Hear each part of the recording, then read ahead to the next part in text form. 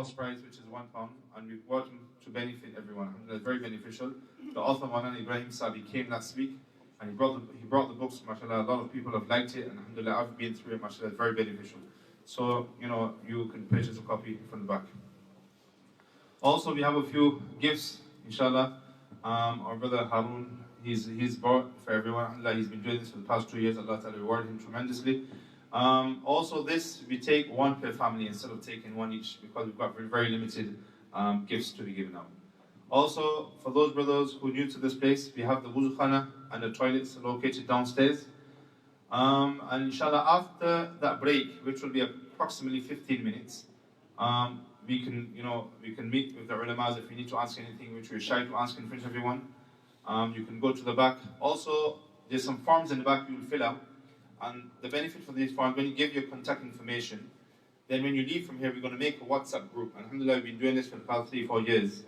And the benefit of this group is, even inshallah, when you're in Saudi and when you go to Mecca, Medina, and you've got any question, we have a group of ulamas and muftis in this group. You will get an answer inshallah promptly, so that inshallah this will help you throughout your journey. So if you want to join this group, you can give your details to the back, pick a form up and give your contact details, and inshallah we'll join you on this WhatsApp group. After the first break, inshallah, we'll call upon our Mufti Sulaiman Sab, Damal Burkatum. Mufti Sab is going to come forward and he's going to present the full information regarding Hajj, the Masail regarding Hajj. Of course, whilst Mufti Sab will be talking, a lot of questions will be coming to your mind. But because we've got very limited time, I'd advise you guys not to question me. We've got papers to the back. You put your questions on a piece of paper. Inshallah, when Mufti Sahib completes his session, we'll have a short break and then we'll have a Q&A session, question and answers. And after that, inshallah, your queries will be answered in that session. After that session, inshallah, we'll call upon our respected Maulana Riyasa, and Maulana will come, and as he does every year, he will speak about the virtues of Medina and how we can maximize our benefit by going to the blessed city of Medina. And after that, inshallah, we'll be concluded with dua. And of course, we all have many ulamas around here, inshallah. Anytime, during the break, after the break, please feel free, contact any ulamas and you answer your question, inshallah. You leave your contact details, inshallah, everything will be fine. And we have food arrangements for all the brothers, so no one must leave without eating, inshallah. After that, the food arrangements have been made upstairs. So Allah Ta'ala, first of all, accept your Hajj, inshallah. Those who've made intention, Allah make your preparation easy. Allah subhanahu wa ta'ala accept your Hajj. Those who came along thinking that inshallah one day we'll go for Hajj, may Allah subhanahu wa ta'ala fulfill your wishes. And inshallah, may Allah make that day come very soon, where you can also present yourself in the courts of Allah in front of His house. So now inshallah, I'm going to call upon our respected Shaykh Hazrat to come forward and bless this gathering. Shaykh. Hazrat is going to conduct his talk in Urdu, but inshallah after that all the sessions will be in English.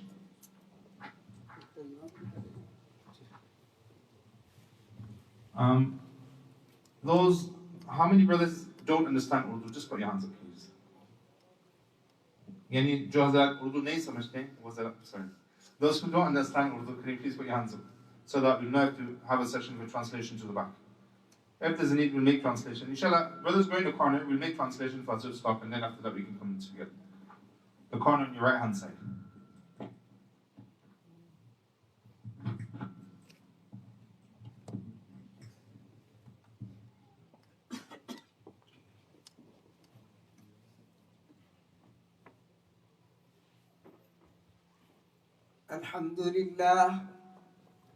الحمد لله نحمده ونستعينه ونستغفره ونؤمن به ونتوكل عليه ونعوذ بالله من شرور أنفسنا ومن سيئات أعمالنا من يهده الله فلا مضل له ومن يضلله فلا هادي له وأشهد أن لا إله إلا الله وحده لا شريك له وأشهد أن سيدنا ونبينا ومولانا محمدا عبده ورسوله الذي أرسل إلى كافة الناس بشيرا ونذيرا وداعيا إلى الله بإذنه وسراجا منيرا صلی اللہ تعالی علیہ وعلی آلہ واصحابہ وازواجہ وذریاتہ وبارک وسلم تسلیما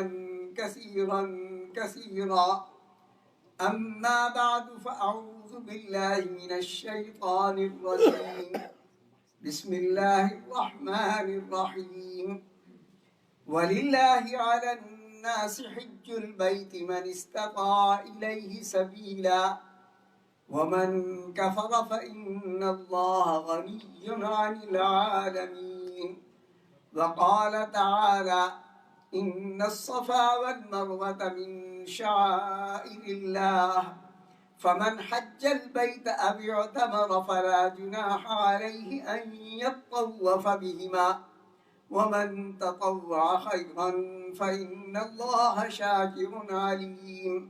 وقال تعالى وأتموا الحج والعمرة لله. وقال تعالى وأذن في الناس بالحج يأتوك رجالا وعلى كل ضامر يأتين من كل فج عميق ليشهدوا منافع لهم ويذكروا اسم الله في أيام معلومات على ما رزقهم من بهيمة الأنعام فكلوا منها وأطعموا البائس الفقير ثم ليقضوا تفتهم وليوفوا نذورهم وليطوفوا بالبيت العتيق. وقال النبي صلى الله تعالى عليه وسلم من حج فلم يرفث ولم يفسق رجع كيوم ولدته أمه. وقال النبي صلى الله تعالى عليه وسلم إن الله قد فرض عليكم الحج فحجوا أو كما قال عليه الصلاة والسلام. میرے محترم بزرگوں اور دوستوں، اللہ جل شانہ کی بارگاہ میں حج بیت اللہ کی ادائیگی کے لیے اللہ نے جن بندوں کو منتخب کیا، جن بندوں کو پسند کیا، وہ قابل مبارکباد ہے. یہ اللہ کا فضل و کرم ہے کہ اس نے ہمیں اپنے گھر کی زیارت کے لیے اور جناب رسول اللہ صلی اللہ علیہ وسلم کی قبر مبارک کی زیارت کے لیے پسند کیا، اس کی توفیق عطا فرمائی. یہ اللہ کا بڑا فضل و کرم انعام ہے. اس نعمت کی ہم جس قدر شکر گزاری کریں وہ کم ہے. حج اسلام کے ارکان میں سے ایک اہم رکن ہے. جس طرح نماز، روزہ، زکوٰۃ یہ اسلام کے فرائض ہیں، اسی طرح ایک رکن حج بھی ہے. اور حج ایسی عبادت ہے کہ جو انبیاء کرام علیہم السلام کی متفق علیہ سنت رہی ہے. جتنے نبی دنیا میں آئے، آدم علیہ نبینا علیہ السلام سے لے کر جناب رسول اللہ صلی اللہ علیہ وسلم تک ہر نبی نے حج کیا ہے. کوئی نبی دنیا میں ایسا نہیں آیا کہ جس نے بیت اللہ کا حج نہ کیا ہو. لہذا یہ انبیاء کرام علیہ السلام کی متفق علیہ سنت ہے. حضرت آدم علیہ نبینا علیہ السلام اس دنیا میں پہلے انسان بھی ہیں. اللہ نے سب سے پہلے انہی کو بنایا اور سب سے پہلے نبی بھی ہیں. نبوت کا سلسلہ بھی انہی سے چلا ہے. حضرت آدم علیہ السلام ہندوستان سے حج کے لیے تشریف لے گئے. ہندوستان سے مراد اس زمانے کا ہندوستان ہے، آج کا ہندوستان نہیں. اس زمانے کے ہندوستان میں انڈیا، پاکستان، بنگلہ دیش یہ سب شامل ہیں. تو دنیا میں سب سے پہلا حج کس سرزمین سے کیا گیا ہے؟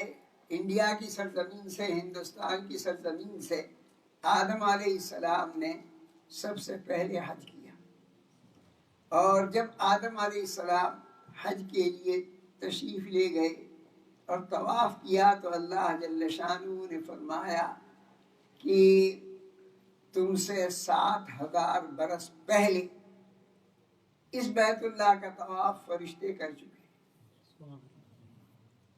اور تاریخ میں آتا ہے کہ آدم علیہ السلام نے ہندوستان سے پیدل حج 40 پیدل حج کیے۔ کتنے؟ 40 پیدل حج کیے۔ تو ہندوستان کی سرزمین کو دنیا کی زمینوں کے اور حصوں سے یہ شرف اللہ نے عطا فرمایا۔ تو یہ اسلام کے ارکان میں سے ایک رکن ہے، فرائض میں سے ایک فریضہ ہے۔ حج کسے کہتے ہیں؟ حج کے لغوی معنی ہیں کسی چیز کا ارادہ کرنا، القصد الی معظم، کسی عظیم الشان چیز کا ارادہ کرنا، یہ کہلاتا ہے حج۔ اصطلاح شریعت میں حج کسے کہتے ہیں؟ فقہا نے حج کی تعریف کی ہے زیارت مکان مخصوص فی زمن مخصوص بفعل مخصوص، مخصوص جگہوں کی زیارت کرنا، مخصوص ٹائم میں، مخصوص وقت میں، مخصوص طریقے سے، مخصوص افعال کے ذریعے۔ زیارت مکان مخصوص، مخصوص جگہوں کی زیارت کرنا، مراد اس سے وہ جگہیں ہیں کہ جہاں پر مناسک حج، حج کے ارکان ادا کیے جاتے ہیں۔ مسجد حرام ہے، صفا اور مروہ ہے، مینا ہے، عرفات ہے، مزدلفہ ہے، یہ وہ جگہیں ہیں کہ جہاں پر حج کے بہت سے افعال ادا کیے جاتے ہیں۔ تو زیارت و مکان مخصوص، مخصوص جگہوں کی زیارت سے مراد یہ جگہیں ہیں۔ ان جگہوں کے علاوہ کسی اور جگہ جانے کا نام حج نہیں۔ کوئی آدمی کیا میں تو امریکہ جا کے حج کروں گا، دنیا کی کسی اور جگہ جا کر میں حج کروں گا، تو ظاہر ہے کہ وہاں جانے سے، وہاں جا کر سارے ارکان ادا کرنے سے بھی حج ادا نہیں ہوگا۔ زیارت و مکان مخصوص فی زمن مخصوص، مخصوص جگہوں کی زیارت کرنا مخصوص ٹائم میں۔ حج کا ایک ٹائم ہے، الحج اشہر معلومات۔ وہ ٹائم کیا ہے؟ شوال، ذی قعدہ اور ذی الحجہ کے اگلے 10 دن، یہ حج کا ٹائم ہے۔ اس کے اندر حج ادا کرنا یہ ضروری ہے۔ اس ٹائم سے پہلے اگر کوئی حج کرتا ہے تو بھی حج نہیں ہوگا، اور اس کے بعد کرتا ہے تو بھی حج نہیں ہوگا۔ ایک آدمی کہے کہ بھائی رمضان شریف کا مہینہ بہت بابرکت مہینہ ہے، لیکن اس میں ہر عمل کا ثواب بڑھ جاتا ہے۔ نفل کا ثواب فرض کے برابر، اور فرض کا ثواب، ایک فرض کا ثواب 70 فرض کے برابر۔ لہذا میں تو رمضان شریف کے مہینے میں حج کروں گا، اور یہ رمضان شریف میں حج کے لیے چلا گیا، احرام بھی باندھا، بیت اللہ کا طواف بھی کیا، صفا مروہ کی سعی بھی کی، مینا بھی گیا، مزدلفہ بھی گیا، عرفات کے میدان میں بھی گیا۔ سب کی حاجی جو کرتا ہے وہ سب اس نے کیا کہا، لیکن کون سے مہینے میں کیا؟ رمضان کے مہینے میں۔ اب وہ واپس آیا تو کیا حاجی بنے گا؟ یہ حاجی نہیں، یہ تو پاجی ہے۔ کیوں؟ بھائی سب کر کے آیا، لیکن ہاں تو سب کر کے آیا، لیکن اللہ نے اس کے لیے جو ٹائم مقرر کیا ہے وہ ٹائم کے علاوہ میں تو نے سب کیا ہے۔ زیارت و مکان مخصوص فی زمن مخصوص بفعل مخصوص، فعل مخصوص سے مراد حج کو کے جو ارکان ہیں اور حج کے جو افعال ہیں ان کو جناب نبی کریم صلی اللہ علیہ وسلم نے جس طرح ادا کیا ہے اس طریقے سے ادا کرنے کا نام ہے حج۔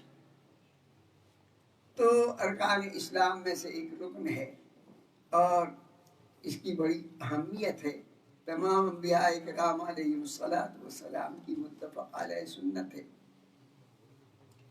اب آدمی عام طور پر تمتع کرتا ہے تو یہاں سے جائے گا تو عمرے کا احرام باندھ کر مکہ معظمہ پہنچے گا۔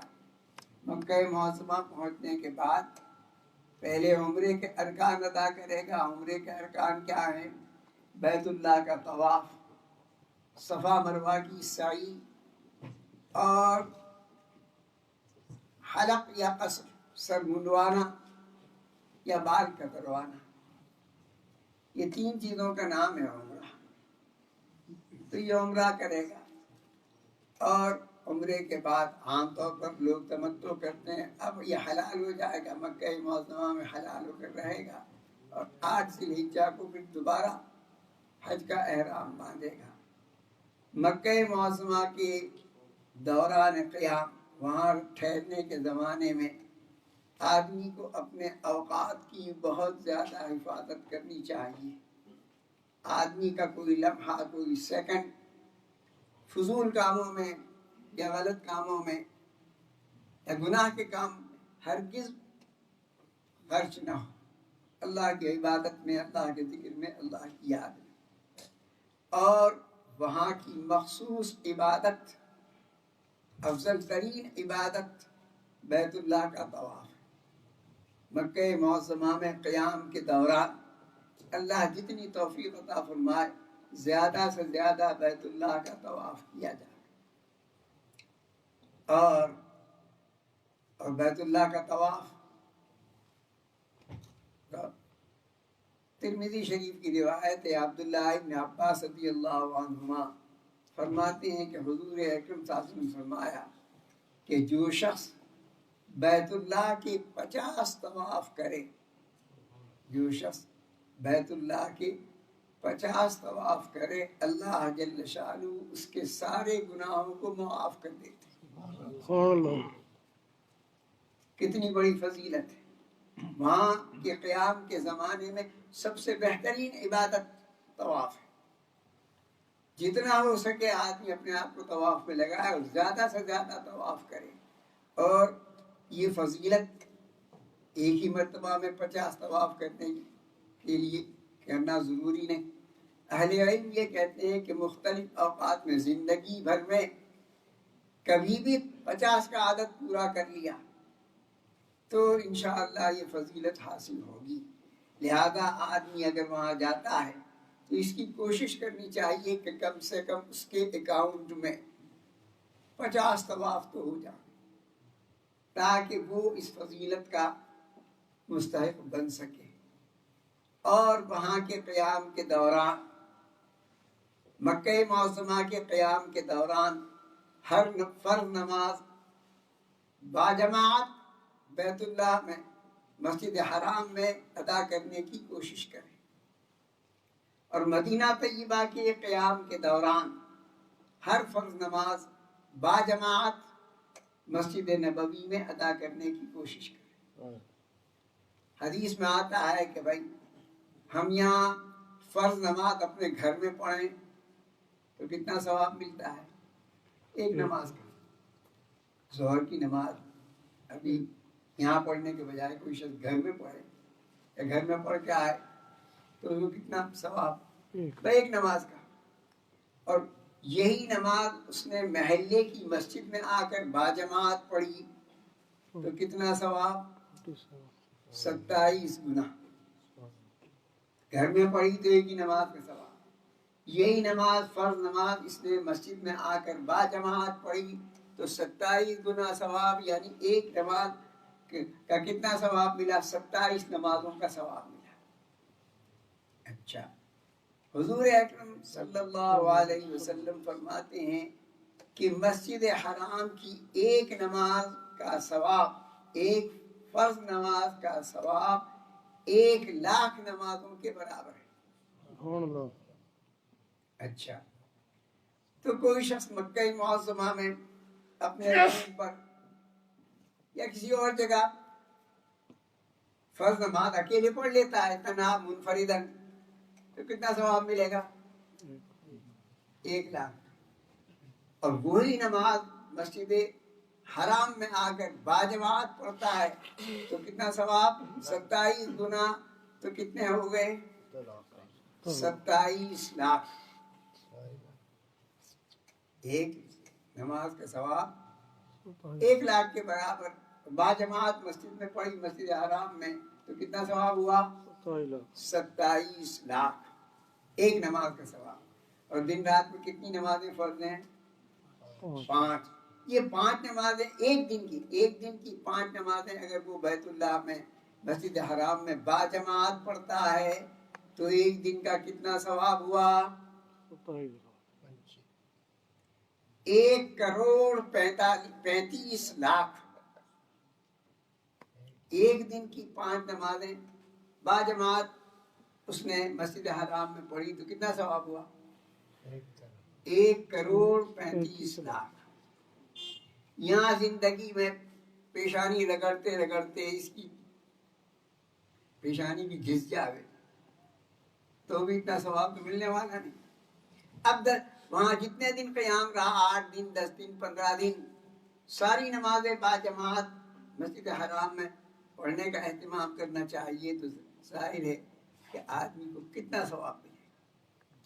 اور مسجد نبوی کا ثواب اس سے آدھا ہے، تو وہاں ایک نماز باجماعت مسجد نبوی میں پڑھنے کا ثواب وہاں یہاں 1,00,000 ہے تو وہاں 50,000 ہے، یہاں 27 لاکھ کا ثواب ہوتا ہے، وہاں اس کا آدھا۔ تو ظاہر ہے کہ آدمی وہاں جا کر کچھ بھی نہ کرے، کم از کم 5 نمازیں باجماعت مسجد حرام اور مسجد نبوی میں پڑھنے کا اہتمام کرے، تب بھی وہ بہت کچھ کما کر آئے گا۔ تو اللہ جل شانہ جب موقع عطا فرما رہے ہیں، زندگی میں بار بار موقع نہیں آتا، نہ معلوم آئندہ ہمیں موقع ملے نہ ملے، تو وہاں کے قیام کے دوران آدمی اس کا خاص اہتمام کرے۔ یہ مکہ معظمہ سے متعلق ایک بات تھی، اس لیے میرے پاس وقت نہیں، اور علماء کرام انشاءاللہ پوری تفصیل سے اپنی بات پیش کریں گے۔ اور آدمی مکہ معظمہ بھی جاتا ہے، مدینہ طیبہ بھی جاتا ہے۔ مدینہ طیبہ جناب نبی کریم صلی اللہ علیہ وسلم کی زیارت کے لیے آدمی جاتا ہے۔ سوال پیدا ہوتا ہے کہ آدمی جب مدینہ طیبہ جائے تو کیا نیت کرے، کس نیت سے مدینہ طیبہ جائے؟ اہل علم یہ کہتے ہیں کہ زندگی میں پہلی مرتبہ جا رہا ہے تو اس کو یہ نیت کرنی چاہیے کہ میں جناب رسول اللہ صلی اللہ علیہ وسلم کی قبر مبارک کی زیارت کی نیت سے مدینہ طیبہ کا سفر کر رہا۔ بعض اہل علم نے یہ کہا کہ حضور اکرم صلی اللہ علیہ وسلم کی قبر مبارک کی زیارت کی نیت سے سفر کرنا جائز نہیں، لیکن محققین علماء یہ فرماتے ہیں کہ اس قول کا اعتبار نہیں۔ آدمی زندگی میں پہلی مرتبہ جاتا ہے، جناب نبی کریم صلی اللہ علیہ وسلم کی قبر مبارک کی زیارت سے سفر کرے، اور آپ کی قبر مبارک کی زیارت یہ تمام عبادتوں میں بہترین عبادت ہے، اور اللہ کا قرب حاصل کرنے کے ذرائع میں بہترین ذریعہ ہے۔ چنانچہ علامہ ابن حمام صاحب فتح القدیر وہ بھی یہ کہتے ہیں کہ آدمی جب مدینہ طیبہ جائے تو حضور اکرم صلی اللہ علیہ وسلم کی قبر مبارک کی زیارت کی نیت سے سفر کرے، اس میں حضور اکرم صلی اللہ علیہ وسلم کا اعزاز و اکرام بھی ہے، اور آدمی اس حدیث پاک کا مصداق بھی بنے گا۔ ایک حدیث میں حضور اکرم صلی اللہ علیہ وسلم نے فرمایا کہ جو آدمی مدینہ طیبہ آوے اور مدینہ طیبہ آنے کا مقصد میری قبر مبارک کی زیارت کے سوا اور کوئی مقصد اس کا نہ ہو، صرف میری قبر مبارک کی زیارت کی نیت سے آیا ہے، تو آپ نے فرمایا کہ میرا حق ہو گیا کہ قیامت کے دن میں اس کی شفاعت کروں۔ کون ایسا آدمی ہے بڑے سے بڑا غوث ہو، قطب ہو، ولی ہو، وہ یہ کہہ سکتا ہے کہ مجھے قیامت کے دن حضور اکرم صلی اللہ علیہ وسلم کی شفاعت کی ضرورت نہیں، میں آپ کی شفاعت سے مستغنی بے نیاز ہوں، ہر ایک کو اس کی ضرورت ہے۔ اور آپ کیا فرماتے ہیں کہ اس نیت سے اگر اس نے قبر مبارک کی زیارت کی نیت سے آیا مدینہ طیبہ اور کوئی غرض نہیں تھی، تو میرا حق ہو گیا کہ قیامت کے دن میں اس کی شفاعت کروں۔ اسی لیے علماء کرام یہ فرماتے ہیں، اور ہمارے اکابر میں حضرت گنگوہی رحمۃ اللہ علیہ نے بھی زبدۃ المناسک میں یہی لکھا ہے کہ آدمی جب مدینہ طیبہ جائے تو مدینہ طیبہ قبر مبارک کی زیارت کی نیت سے جائے، یہی افضل اور بہتر ہے۔ اور دیکھو علامہ جامی رحمہ اللہ ایک بڑے پائے کے بزرگ گزرے، انہوں نے زندگی میں 55 حج کیے ہیں۔ کتنے؟ 55 حج کیے ہیں۔ اور ایک ان کا مقام کیا ہے؟ ان کا مقام اس واقعے سے اندازہ لگائیے کہ ایک مرتبہ علامہ جامی حج کو گئے، مکہ معظمہ گئے، اور مکہ معظمہ سے مدینہ طیبہ حاضری کے لیے روانہ ہوئے۔ اس زمانے میں مکہ معظمہ کا جو حاکم تھا، اس کو خواب میں حضور اکرم صلی اللہ علیہ وسلم کی زیارت ہوئی۔ آپ نے خواب میں اس سے یوں فرمایا کہ دیکھو جامی مدینہ طیبہ آ رہا ہے، اس کو مدینہ طیبہ آنے سے روکو۔ اس کی آنکھ کھلی، اس نے پولیس دوڑوائی، پولیس کو دوڑایا، راستے میں سے علامہ جامی رحمہ اللہ کو پکڑ کے بلا لیا اور یوں کہا کہ تم مدینہ طیبہ نہیں جا سکتے۔ علامہ جامی اب کیا کرتے، گورنمنٹ کے سامنے تو کچھ کر نہیں سکتے، ٹھہر گئے۔ کچھ دن گزرے، موقع ملا، پھر مدینہ طیبہ روانہ ہو گئے۔ خواب میں دوسری مرتبہ مکہ معظمہ کے حاکم کو جناب رسول اللہ صلی اللہ علیہ وسلم کی زیارت ہوئی، اور آپ نے فرمایا کہ جامی آ رہا ہے، اس کو روکو۔ اس نے پھر پولیس دوڑوائی، ان کو پکڑ بلایا اور ڈانٹا اور کہا آپ کو منع کیا جاتا ہے، پھر تو آپ مدینے جاتے ہیں۔ خیر رک گئے۔ کچھ دن گزرے، تیسری مرتبہ پھر چپ چاپ خاموشی سے پھر مدینے کی طرف روانہ ہوئے۔ تو تیسری مرتبہ مکہ معظمہ کے حاکم کو حضور اکرم صلی اللہ علیہ وسلم کی زیارت ہوئی، اور آپ نے فرمایا کہ جامی آ رہا ہے، اس کو روکو۔ اب کی مرتبہ اس نے پولیس دوڑائی اور ان کو گرفتار کر کے پکڑ کے بلوایا اور سیدھا مکے کی جیل میں ڈال دیا کہ تم کو منع کیا جاتا ہے، پھر بھی تم جاتے ہو۔ اب چوتھی مرتبہ خواب میں مکہ معظمہ کے حاکم کو حضور اکرم صلی اللہ علیہ وسلم کی زیارت ہوئی۔ آپ نے فرمایا کہ ارے تم نے جامی کو جیل بھیج دیا، ارے وہ کوئی گنہگار، کوئی مجرم تھوڑی ہے، یہ کیا کیا تم نے؟ میں اس لیے منع کرتا ہوں کہ یہ میری شان میں ایک قصیدہ لکھ کر لایا ہے، اور اس کا ارادہ قبر مبارک پر حاضر ہو کر وہ قصیدہ پڑھنے کا ہے، اور اگر اس نے قبر مبارک پر حاضر ہو کر یہ قصیدہ پڑھا تو قبر مبارک سے میرا ہاتھ اس کی ملاقات کے لیے نکلے بغیر نہیں رہے گا، سبحان اللہ، اور ایک فتنہ برپا ہو جائے گا۔ اس لیے میں منع کر رہا ہوں، یہ کوئی آروپی، کوئی گنہگار تھوڑی ہے۔ اب اس کی آنکھ کھلی، اس نے حضرت کو بلوایا، بلا کر معافی مانگی کہ حضرت مجھے معاف کر دیجئے، میں خیر آپ اس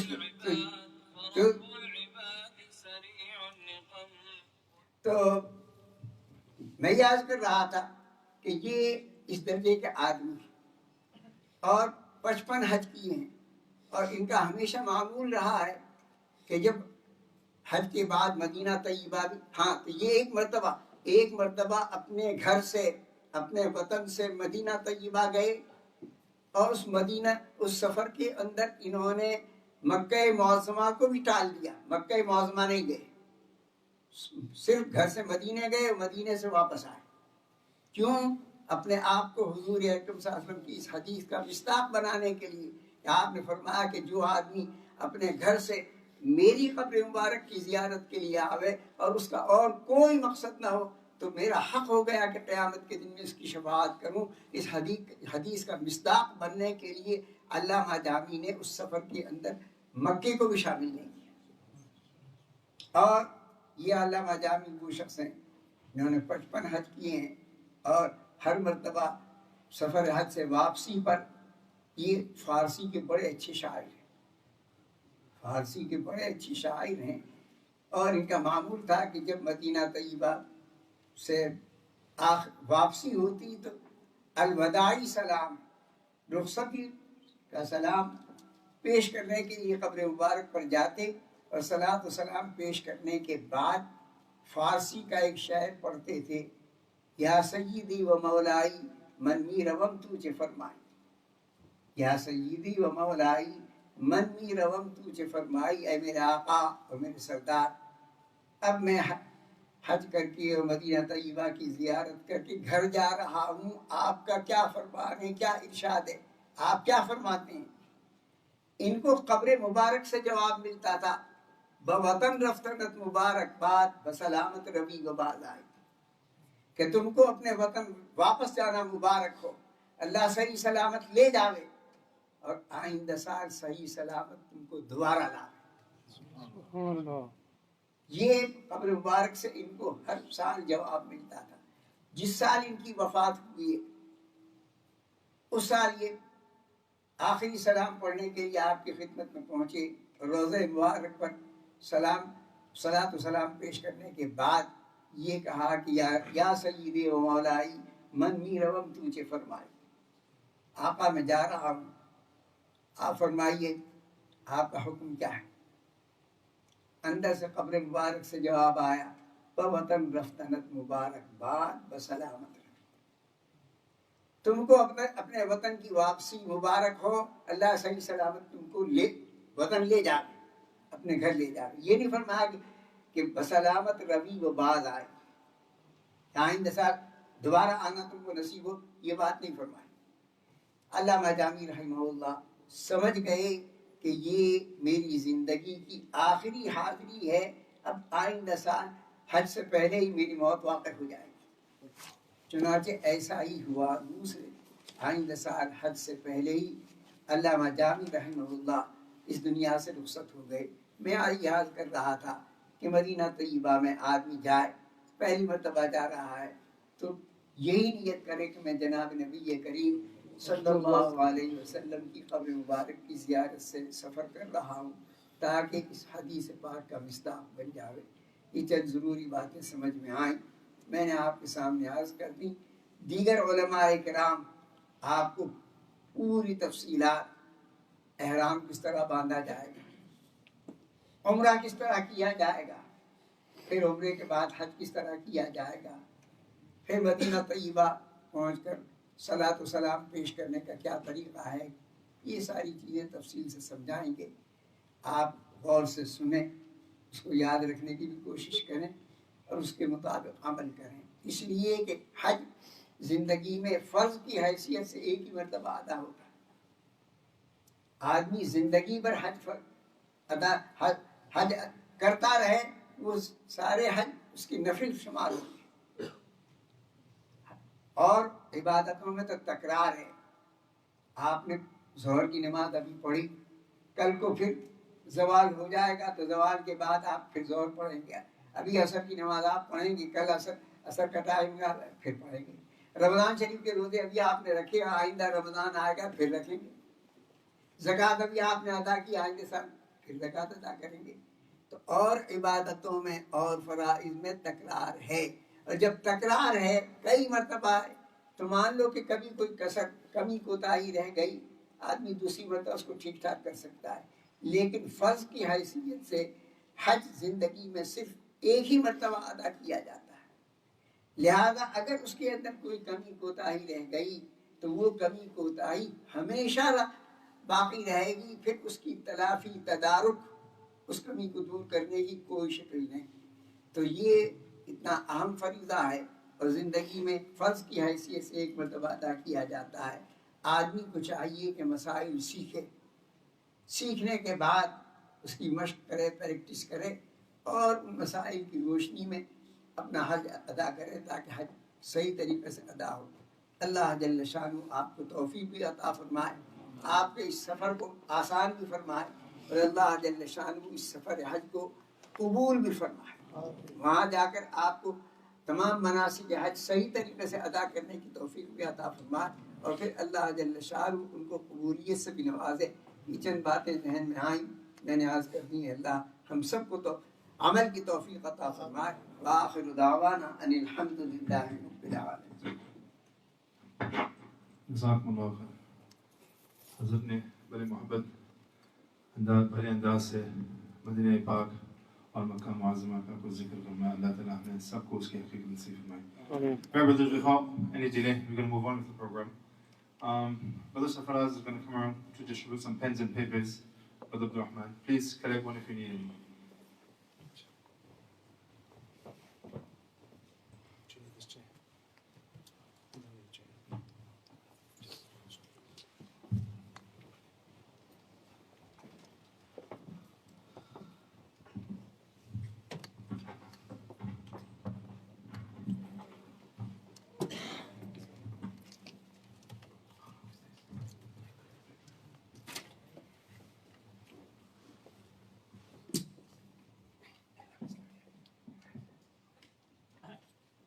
Bismillah ar-Rahman ar-Rahim.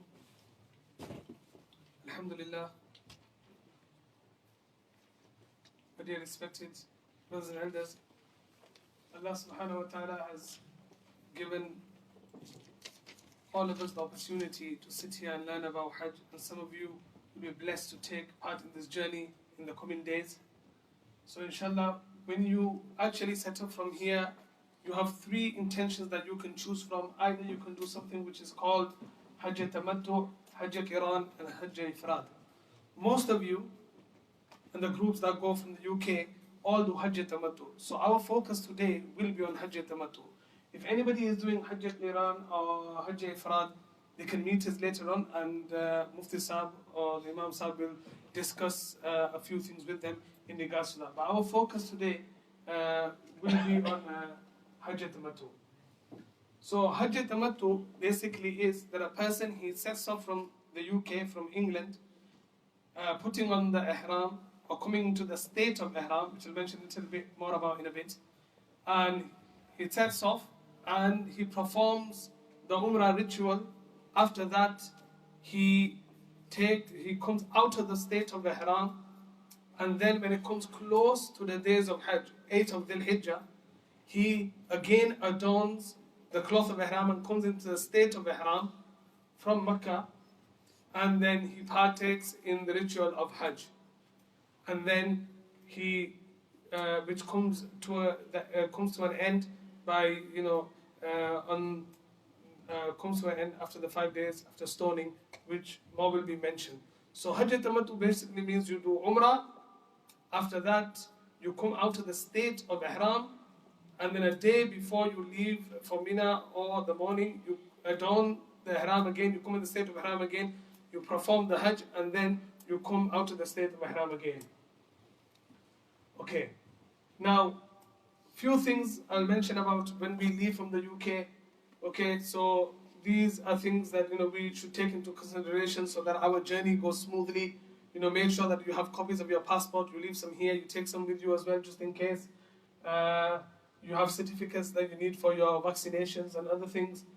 And before you come into the state of ihram, cut your nails, also remove unwanted hair on your body.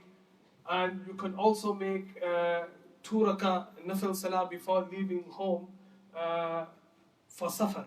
So this is nothing to do with ihram yet, just for safar. Allah subhanahu wa ta'ala make my going easy. easy for me. Ya Allah, make it a means of barakah for me and my family. Ya Allah, safeguard me whilst I am there. Ya Allah, safeguard my family and bring me back safely. 2 rakat nafil for that. If you also, you have friends and family, you go and meet your friends and family, let them know. It's our duty to go and meet them because we are going on the journey. If we have wronged anyone, try to make that right. If you haven't spoken to somebody for many years, go speak to them, ask for forgiveness. It doesn't make us small asking forgiveness. It makes us big in the eyes of Allah subhanahu wa ta'ala. So, any connections that, we have that, there is a sort of, they are broken, then, we should try to reconnect with these people. If there's any debts that we have, we should try to pay these off before we leave. And, if you're leaving your family behind, you should have everything in place for them so that, they have no trouble once you are not here. Now, there's 2 ways of actually getting to Saudi Arabia. Either you will go on a flight which is direct, or you will go on a flight which is indirect. Now, putting on ihram, obviously we need to put on ihram before we get to a place which I will show you on the other slide, which is known as a miqat. And there are a few miqats around the area of Saudi Arabia that before then we have to come into a state. Okay?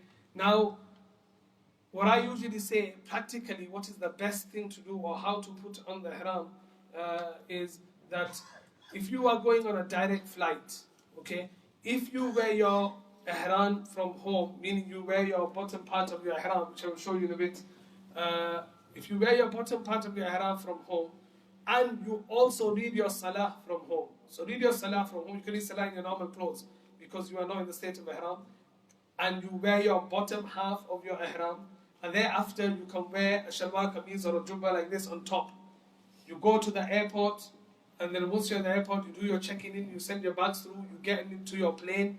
Once you get into your plane, the plane flies off, and then somewhat halfway through your journey, or when if you go to Saudi Arabia, an announcement will be made, we're coming close to miqat, you can then make your intention and your talbiyah. So Allah, I am making intention to perform Umrah, and accept it from me, and then you can say the labbaik, which you must say once or 3 times in sunnah, say them together. From that point, when you make the intention and you say the labbaik, this is when you will come into the state of ihram. Not from the time when you read your salah at home. You will only come to the state of ihram when you make your intention and you say your labbaik. So this makes things easy, because from going from home, if you come in the state of ihram from home, and then you've got this long journey, and you do something which is contradictory to being in the state of ihram, you'll have to give a penalty. So the best thing is that you get to the time when you're close to miqat, and then you make your intention there. That's one reason. Another reason I say this is just in case your plane is delayed or something like that happens, then you'll be in the state of ihram until you get, and that could be this year in Easter time, British Airways was delayed by 12 hours. So people who put the ihram on, they had the 12 hours, to cope in the ihram. There's many restrictions. If they do anything wrong, they have to give a penalty. So the best thing is that when you get onto the plane, and miqat is coming close, you do your intention then. So these are for those people who are going directly. Another reason is that if you try to put on the plane, you'll see that most of the people, they'll all be running to do wudu. I've been on Saudi Arabia plane when there was no water left. So if you had to read namaz, and then you won't be able to read namaz. If you didn't get a chance to read namaz, it doesn't matter. You can still put on the ihram without reading the namaz. That's fine as well. But I'm just saying it'll be very hectic in the plane. And at the airport, everybody trying to get a toilet to do wudu, put the ihram on. There's not enough space. You need to put your ihram on the plane. Obviously you can't wear any undergarments, so you need to find that space to put it on. So it causes difficulties. So make it easy for yourself, put it on from home. Those people who are going in direct flights, you can do the same. You can put your bottom half from home, read your salah also whilst you're at home, and then make your intention when you catch your connecting flight again from wherever you are. Or you can put your ihram on where you have stopped. Okay, if you've got 2-3 hours stop, you can even put your ihram on there, and then read your salah there, and then you can make it easy for yourself. Okay, if you read your namaz in the comfort of your house, you put the bottom part on, and don't forget to take your top part in a hand luggage. And then when you're on the plane, if you're going direct, 2 hours before, hour before, make the intention of the talbiyah. If you're going indirectly, then when you stop at the airport for 3 hours, everybody will be running for the toilet to put on their ihram and going here, going there. You've already done yours. You can say, there and relax. And then when you get onto your second flight, connecting flight, once you're in the air, when you're about an hour or two away, you can make your intention from there. So that's a practical way of putting your ihram on. Now there's different miqat boundaries. One is called Dhul Hulayfa. This is when you are coming from Medina. You go past an area called Dhul Hulayfa. This is where Rasulullah sallallahu alayhi wa sallam, the Sahaba, they put on their ihram when they went for Hajj. There's another one called Al-Juhfa. This is a place midway between Medina and Mecca. And people who are traveling from this place or from Syria, Egypt, can put their ihram on before they get to this point. There's Qarnul Manazil also. This is another place where the miqat line is. Yalamlam, that's another place. And Dhutul Iraq is another place where you can put your ihram on. So basically, if that is Makkah there, okay, you can see that is the boundary. So before you enter into the yellow line, okay, you have to put your ihram or come into the state of ihram. Another thing to remember is, you know, when I do say to you, you know, come into the state of ihram, the reason I say come into a state is a state. It has nothing to do with these two pieces of cloth. I know we wear these two pieces of cloth and we call these two pieces of cloth ihram, okay? But to come into ihram or the state of ihram is a state that you put upon yourself. So things that were halal on you, you make haram for yourself. For example, when we fast in the month of Ramadan, okay, there are things, you know, we can eat, drink now, whenever we want. But as soon as, you know, Subha Sadiq in the morning comes, we make things haram for us, meaning we can't eat them anymore until it's sunset. So it's a state we come into a fasting state. In the same way, with ihram, it's nothing to do with these two pieces of cloth. It's a state that we come into. Yes, because we can't wear sewn clothes, we wear, you know, these two, you know, cloths around us. Another thing to remember is, it's not that we must wear white. White is the best one to wear, but you can wear any other cloth as well. And you can change these cloths as well if they get dirty. So ihram doesn't mean, you know, just these two. It's a state that a person comes into. You must come into this state before you enter into the yellow line. There you can see all the different points, the names of different miqat. So anywhere on the yellow line, if you're entering from any point, okay, you must have your ihram. If a person does enter into miqat and he hasn't come into the state of ihram, and he gets to Makkah, then he will have to give a penalty. He'll have to give a sacrifice of an animal. If he goes into miqat, but he remembers, oh no, I haven't come into the state of ihram. If he doesn't want to give the penalty, there is a way out, and the way out is he goes back to the miqat area, back to the yellow line. He comes into the state of ihram, and then he sets off again. That's the only way. He will not have to give the penalty. Okay, entering into the state of ihram. Obviously, if you can, you take a bath. If you're at home, if you're, you know, on a journey, then, you know, if you're stopping somewhere midway point, connecting, you're not going to get a chance of taking a bath. If you're at home, you take a bath. If you already had ghusl, you can also make a wudu. And then after that, you read 2 rak'ah salah. Wear two pieces of plain white unsewn clothes. One of the pieces to be wrapped around your midriff to cover your body from just above the navel to the ankles. This is very much like a South Asian lungi or English sarong, so you can wear that. The other is to be draped around your shoulders to cover your torso, very much like a Greek toga. Okay, we're now going into the ladies one, so I'll just very quickly show you how this will be done. Okay, it's pretty big, this one is. So,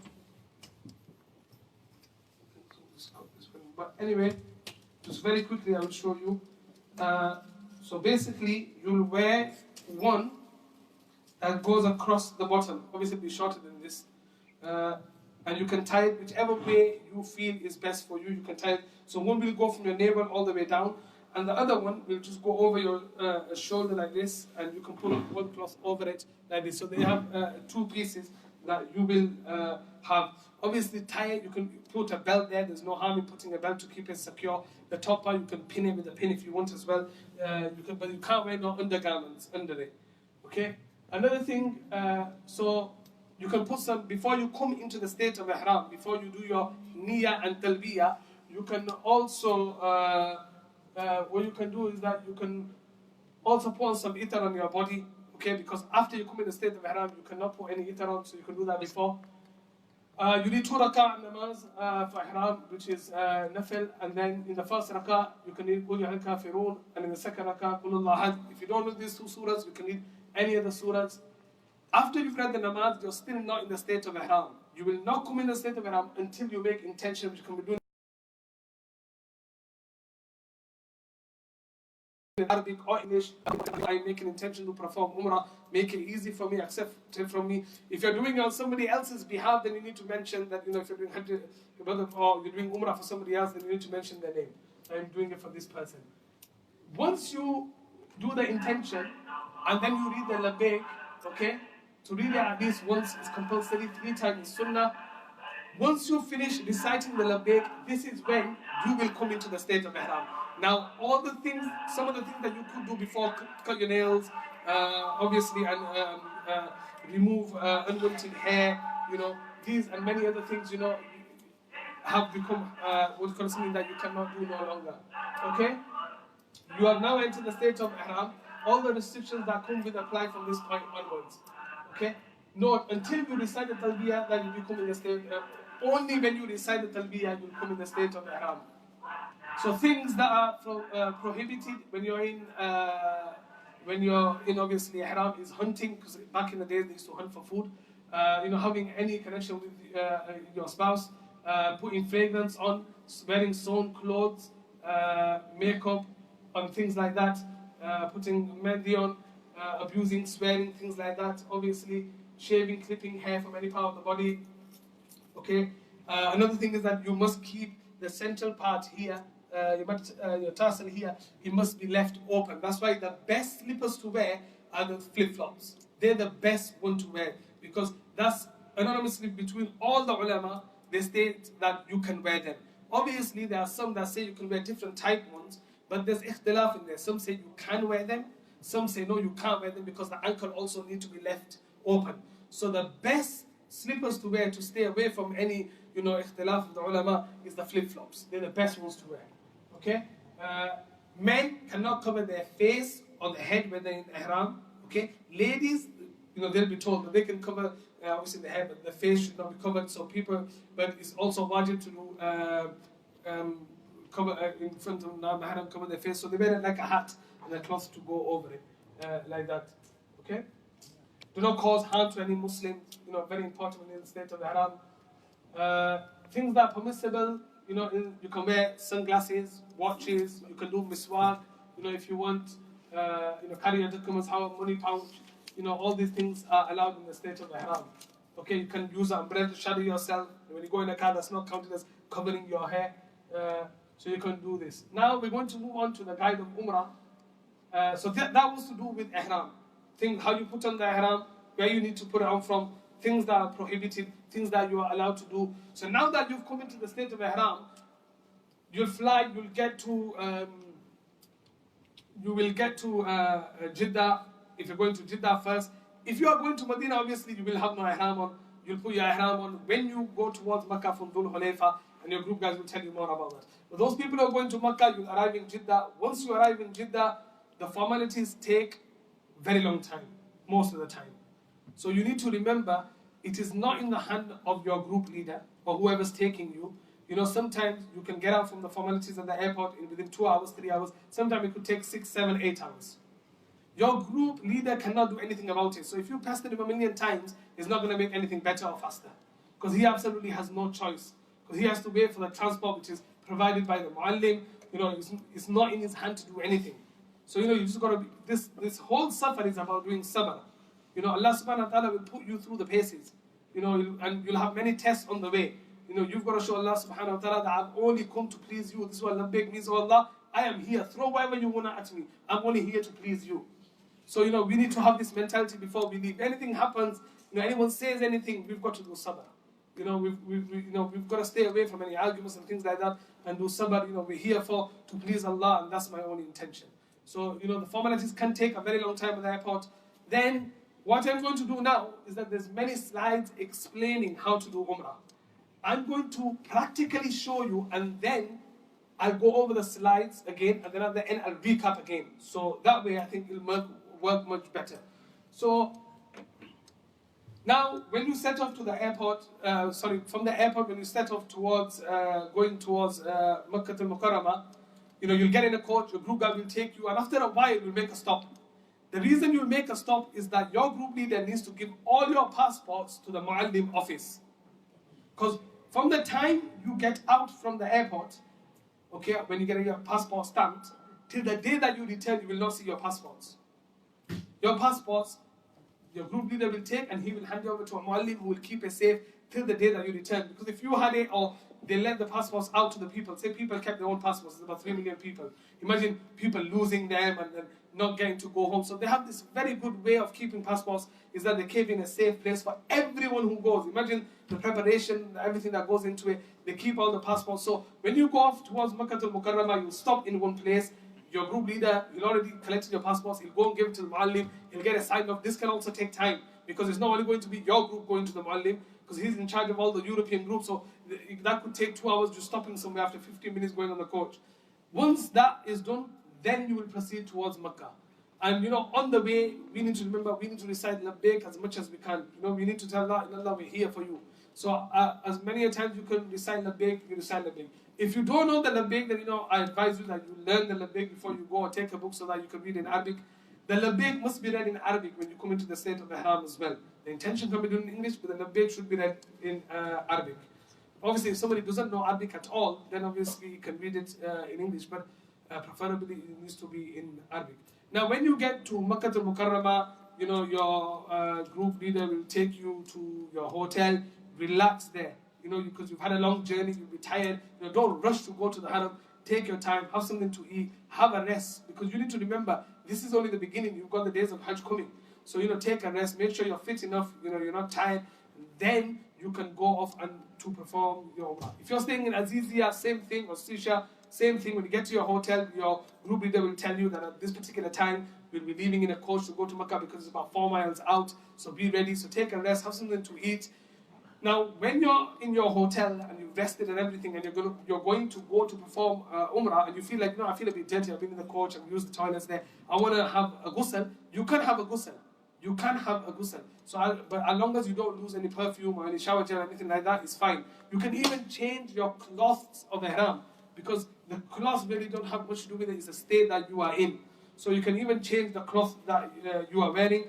And then when you feel fresh, then you will set off towards going towards haram. And when you go, obviously you'll do wudu and then you'll go. But if you are taking a rest and you don't feel fit enough to go to haram straight away, there's one thing to remember. Like the Ustad you said then, that if any namaz come in between, it does not mean that because I'm not going to perform my umrah, I can't go to the masjid. Okay, go to the Masjid al-Haram to read your salah and then come back. And you can perform your umrah when you feel well and fine. But, we should make our utmost effort to go to the masjid to read all our salah. Not to read them in our hotel, because there's much more reward reading in the masjid, in the congregation in the masjid. Now, obviously, when you go to the masjid, when you enter, we read our du'as when we enter. Allahumma aftah li abwab rahmatik, send durood on Nabi sallallahu alayhi wa sallam also. And make the niyat of i'tikaf, nawaitu sunnatul i'tikaf, adultu fil masjid until I'm in the masjid, to know that in English as well. So you'll get the reward of i'tikaf as well. Then, you'll be going in the masjid. When you're going in the masjid, you need to remember that, you're not, there'll be pathways there. Now, it is stated that the first time you see the Kaaba, whatever dua you ask for, Allah subhanahu wa ta'ala grants you whatever you ask. But some people you will see, remember, it's a pathway going. So, sometimes what happens is that a person is going and he sees the Kaaba and he stops there and he starts doing dua. You're giving taklif to the people behind you. So move to a side. Move to a side, when you see the Kaaba, and do dua from there. And whatever dua you do when you sight the Kaaba for the first time, Allah subhanahu wa ta'ala, accepts that dua from you. And Allah subhanahu wa ta'ala is so merciful that the first time doesn't mean that the first time you go there and you see it for the first time. Every time you return back to your hotel and you come back to the masjid and you see the Kaaba, that is your first time again. So every time, this is a place where du'as are accepted. There are so many places, at the time of Hajj or Umrah, that du'as are accepted. So take your time in making du'a to Allah subhanahu wa ta'ala. Ask for the treasures of Allah subhanahu wa ta'ala. Take from the treasures of Allah subhanahu wa ta'ala. Once you've done your dua, to your heart's fill, then you will walk towards the mataf. Now, in Makkah, you will see that there's escalators going down to the mataf area. Mataf area basically means the open air area, where there's nothing above, it's open air. That is known as the mataf. Then you have a first floor, you have a second floor, and you have the third floor on top as well. Wherever you feel comfortable, you can go do your tawaf from there. I always say the first mataf floor, which is the open air floor, is very, very busy. So if you have women folk with you, okay, and you don't want other people touching your woman folk because you're like this with another person, you're this close. And you know, don't expect that no one's going to touch my woman folk when they're there because they can't help it. It's so busy. You know, and so the best thing is that if you're with women, then do it on the first floor, which is a bit more open, so people won't be pushing into you. You know, so anyway, you'll go into the mataf or whichever floor you want to do your tawaf from. Once you go there, okay, you will obviously see the Kaaba. I want to mention a few things about the Kaaba. Okay, the Kaaba obviously, like you can see, it has 4 corners. Okay, this corner here, which is closest to the door, and it will have the Hajar al-Aswad there. For them, is going to be the main corner for yourselves. Okay, so that's the Hajar al-Aswad corner. Okay, and in line with this corner in the air, okay, on the building, you'll see green lights. That gives an indication to those people doing Umrah or doing Tawaf, any Tawaf, that the Tawaf will start from here. Then you have Rukn Yamani, okay, which faces towards Yemen, and you have Rukn Iraq and Rukn Sham, one that's faced towards Sham and one towards Rukn Yamani. This is the door of the Kaaba, okay. The multazam where du'as are accepted is from the door to the Hajar Aswad. It's not the door.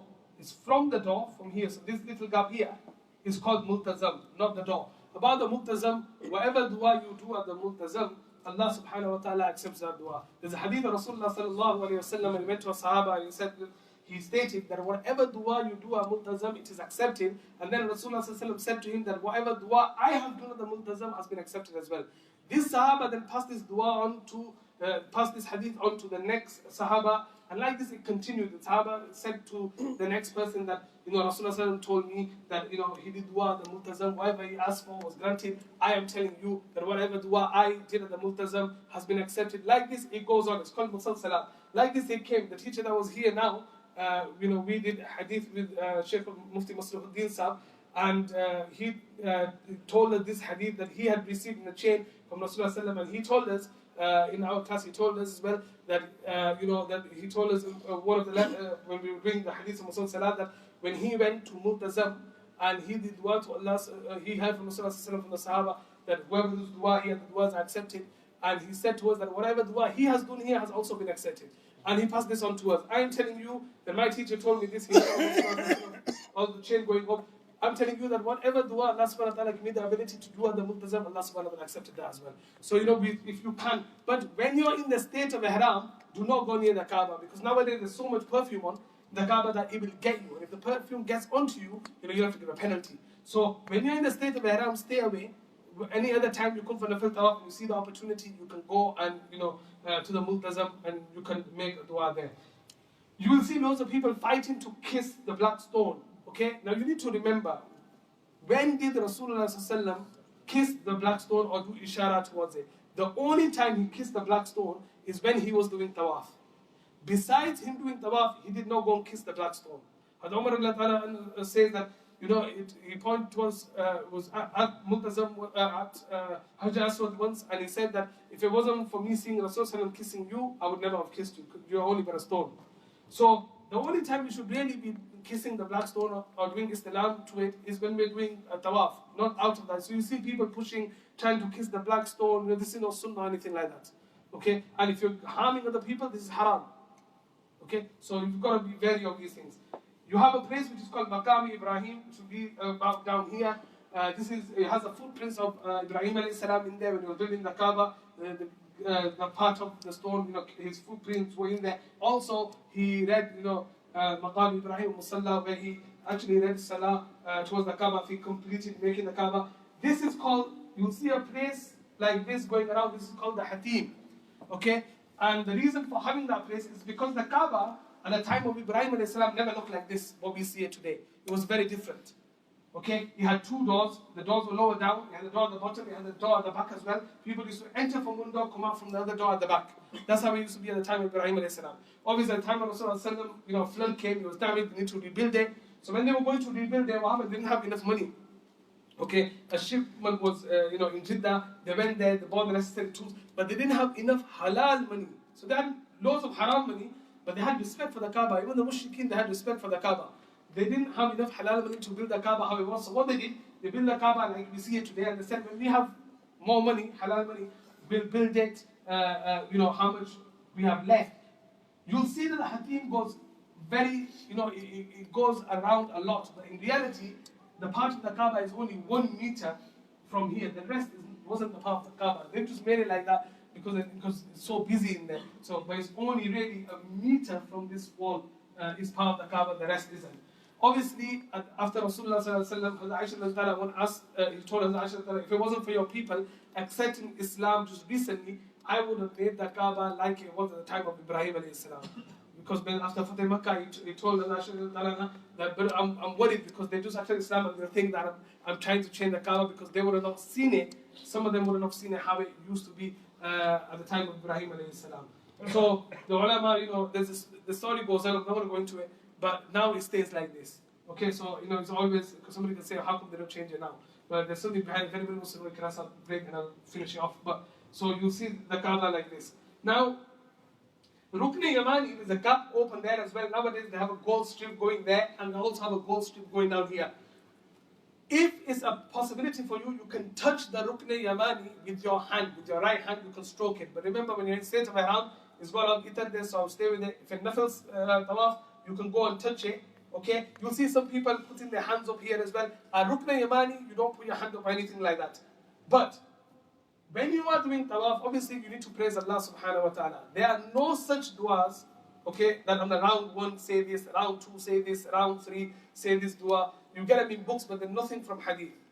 The only thing from hadith is that from Rukn Yamani to the Hajar al-Aswad, you can read رَبَّنَا آتِنَا فِي الدُّنْيَا حَسَنَةً وَفِي الْآخِرَةِ حَسَنَةً وَقِنَا عَذَابَ النَّارِ.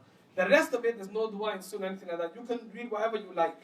Okay? Subhanallah, walhamdulillah, wa la ilaha illallah, Allahu akbar, la ilaha illallah, Muhammad Rasulullah, duhu sharif, astaghfirullah. Whatever dua you like to read, you can read whilst you're going there. So that's part of the Kaaba that I've mentioned to you. You also, on this side, here, you'll have a parna. It's like when it rains, and the water gets on top of the Kaaba, then there's a sort of a parnala that drain, the water falls out from. That's on the Hatim side. Okay? It's very blessed water, but nowadays they close the Hatim off so you can't get there. If somebody was doing tawaf and they skip through the Hatim, then that round will not be counted. So I'm going to tell you a few masails about tawaf now.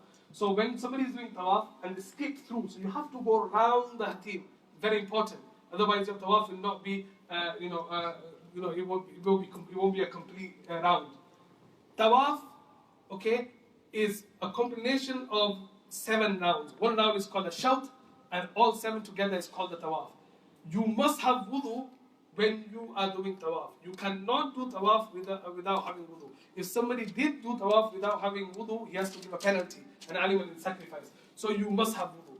If somebody breaks their wudu whilst doing tawaf, then what they should do, stop wherever they are, even if it's round 1, 2, 3, 4, it doesn't matter. Go and do your wudu. Alhamdulillah, now they've got places in the masjid where you can do wudu as well. So before you have to go out, you go, do your wudu. Once you've done your wudu, you come back. And if you can exactly remember where you broke your wudu, you can start from wherever you left off. But I always say the best thing is start that round again wherever you want. So if you were on round 3 and you got halfway and you broke your wudu, go do your wudu, start round 3 again. Okay? So if namaz time comes, then obviously what you need to do is you need to stop doing your tawaf, okay? Face towards the Kaaba and lead your salah. When we are doing tawaf, we do not face our chest towards the Kaaba. When we are doing tawaf, we never ever face our chest or walk like this around the Kaaba. We don't do that. We make sure that our left shoulder is always towards the Kaaba. We don't face our chest towards the Kaaba when we are doing tawaf. Obviously, when you are reading namaz, you can face towards the Kaaba, read your namaz, turn around, and then continue with your tawaf. So if namaz time comes, you stop your tawaf where you are, you get the tawaf. If you're doing a nafil tawaf, okay, then that's all you need to know. Okay? But when it's umrah tawaf and you've got these sheets of ihram on, okay, then there's something else that you will need to do whilst you're doing your tawaf. One is called ishtiba and one is called ramal. Ishtiba basically means that when you are doing your umrah, for all the 7 rounds that you do, you will leave your right hand or shoulder uncovered. So you'll be like this. We'll come in the slide as well. I'll mention a few things. So you'll keep that for all 7 rounds. This is when you've got an ihram, when you've got this ihram on. Basically, the rule is this. After any tawaf that you need to do Safa Marwa, okay? So after any tawaf, you need to do Safa Marwa, then you have to do Ishtiba and you have to do Ramal. But if you're just doing a tawaf on its own, then there's no Ishtiba and there's no Ramal. So Ishtiba is when you leave this hand open. Ramal is a type of walk, okay? Where you walk on your toes, your chest out, and your shoulders like this, and you walk around the Kaaba. Ramal is done the first 3 rounds of your Umrah tawaf. Only the first 3. The sunnah to do it in the first 3. And then the 4 that come after it is sunnah not to do it. So if you miss it in the first 3 rounds, don't try to make up for it in the 4 rounds to come. Because it's sunnah not to do it in the 4 rounds after that. Okay? If there's loads of people, okay, and you can't do Ramal, sometimes you can't, because you can just do an action like this. Or sometimes you might even have to miss it. Because, but it's a sunnah which you should try to do. But if you miss it, there's no penalty or anything like that. Okay? Every round that you do of tawaf will always start, okay, from the Hajar al-Aswad. It'll always start from the Hajar al-Aswad. You'll see green lines to show you where it starts from. So what you will do is that when you walk onto the mataf, so you've done your dua at the Kaaba, so I've mentioned all the points. So you walk into the mataf and you come close to the Hajar al-Aswad, okay? Now when you come close to the Hajar al-Aswad, obviously before that, your both shoulders would have been covered. So when you're in the hotel, when you're staying up to the masjid, your ihram will be normal like this, okay? Now when you come close, you make your intention. Oh Allah, intention is very important when you're doing tawaf. So Allah, I am making intention to do tawaf, okay? Accept it from me. Then what you will do, you'll do ijtiba, which is like this. You'll go close and you'll estimate, yes, I'm in line with this corner. You'll face the Kaaba, and the first thing you'll do, okay, this you only do once. Whenever you start tawaf, you do this first. It's called istiqbal. So all you do is you go Allahu Akbar and put your hand down. This is called istiqbal, like a welcoming, like we do in namaz. Allahu Akbar, put your hand down, just once. After that, you do isti'lam. And this is when you put your hands, you point it, like, you do ishara towards the black stone, and you say Bismillahi Allahu Akbar. Or you can say Bismillahi Allahu Akbar Wallahi alhamd. Okay, you can say Allahu Akbar, Bismillahi Allahu Akbar. There's many dua that you can read. If you keep it simple, Bismillah Allahu Akbar, so you do that. You bring your hand towards you, you kiss it at the bottom without making a sound, and then you point it back towards the black stone. Then, at that point, wherever you are, remember we can't do tawaf like this. So we turn at the point where we've done this, and then we start our walk around the Kaaba. And you can read whatever dua you want. There'll be lots of people, you can, walk through here if you can, or walk around, it doesn't matter. You walk around all the way around the Hatim as well. You come all the way around. When you come to this corner here, you'll see some people doing this, but we don't do that. According to Ahnaf, we read رَبَّنَا آتِنَا فِي الدُّنْيَا حَسَنَةً وَفِي الْآخِرَةِ حَسَنَةً وَقِنَا عَذَابَ النَّارِ. And then when we estimate, yes, I'm in line with the corner again, then what you need to do istilam again. So every time you finish a round, you need to do istilam. And the best way that I do it, because there's those people you're getting pushed. So the best way to do it, so you're not facing the Kaaba, is stay on your side, put your hands towards the Kaaba like this, Bismillah Allahu Akbar, kiss it, and do istilam, and then walk on. So even if you're pushed whilst you're doing it, it doesn't matter because you are not facing the Kaaba. To do istilam is sunnah. So if for chance you forget and you don't do it and you move on, oh, what have I done? It doesn't matter. Okay? Because it was a sunnah, yes, you missed the sunnah. Sunnah are very important also, but you don't have to give a penalty or anything like that. So, when you start your tawaf, you have to do istiqbal first and then istilam. Every other round, you only do istilam. That's it. Now, how many of these will you do? So let's count together. You do one at the beginning, you do istilam at the beginning, end of round 1, end of round 2, end of round 3, end of round 4, end of round 5, end of round 6, and end of round 7. So how many have I done? 8. There's 8 altogether. Okay? After I've done my tawaf, okay, I need to read 2 rak'ah wajib. I must read the salah of tawaf. Obviously, if it's makruh time, you don't have to read it then. You can read it when it's after Asr, after Fajr, before sunrise. You can make time for it after that. But if it's not makruh time, you read these 2 rak'ah namaz. If you forget to read these 2 rak'ah wajib, you'll have to read it, in your life whenever you get a chance. Even if you come back to England, you can read it here. But these 2 rak'ahs must be read because they're wajib. Now, in the books it says, read this 2 rakah behind Maqam Ibrahim. Unless, I wouldn't advise anyone to read it behind Maqam Ibrahim because it's so busy. Anywhere in the masjid where you find space, okay? Read your 2 rakah namaz, wajib for tawaf. Anywhere you can read Qul Ya Al-Kafirun, Qul Huwa Ahad, or any other surah that you know. Once you've read that, then you will, once again, you'll make dua to Allah subhanahu wa ta'ala. You'll go drink zamzam. And you'll drink plenty of zamzam, as much as you can drink. And then, once you've done that, then this is mustahab. This is not compulsory, it's desirable. That once again, you do istilam of Hajj Aswad. Okay, so you've read the namaz, you've drank the zamzam. Before you go do your Safa Marwa, you do istilam once more. Then there'll be arrows pointing you towards Safa Marwa. You can see here, we have something put up for you, which is showed you Safa Marwa. Safa Marwa, we put it there because all you are going to be here. But it'll be, you have to walk this way. We'll show you a pathway, and it starts from here, from the Kaaba. If you're looking, no, we'll do that. We'll go over there. So it starts from over there, and then what will happen when you get to Safa? What you need to do is that you turn towards the Kaaba. If you're on the first floor, you'll be able to see the Kaaba. Other floors, you will not be able to see the Kaaba. So when you're there, what you'll do, you face towards the Kaaba, and then you'll make dua to Allah subhanahu wa ta'ala. You do tahleel al-takbir, Allahu Akbar, la ilaha illallah. Okay? And you'll do dua. This is another place where dua is accepted. Now, one thing to remember I said do ishtiba, leave this shoulder open for 7 rounds. Once you finish your 7th, you've done your 8th istilam, you finished, and you go to read your namaz, you cover the shoulder. And even if any namaz comes in between, you need to cover the shoulder. When you go Safa Marwa, this shoulder must be covered. The ishtiba is only for the tawaf.